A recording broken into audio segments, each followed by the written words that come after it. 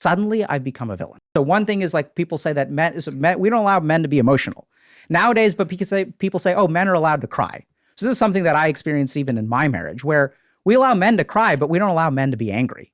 But why are men no longer allowed to be angry? Just think about it for a second. So anger is just a completely normal emotion, right?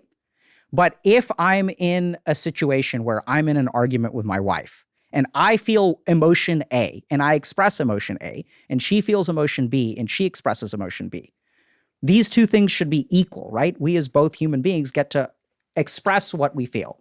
Now, in the case of me expressing anger and her expressing sadness, she's crying and I'm yelling. Suddenly I've become a villain.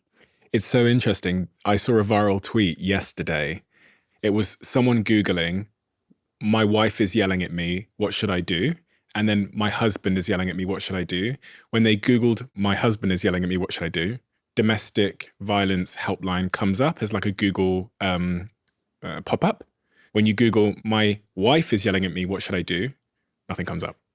Yeah. Because obviously, as you said, in the case of villainization, I know that most domestic violence comes from men, but it's interesting that we see the emotion, we interpret the emotions entirely differently because of that. Absolutely, right? So we as a society will say like, oh, men need to be in touch with their emotions, but not anger. And then this is what really screws men, because as men, we are socialized and conditioned to only feel anger. This is the only emotion you are allowed to feel as a man growing up. And this is the one emotion that gets demonized when you're older.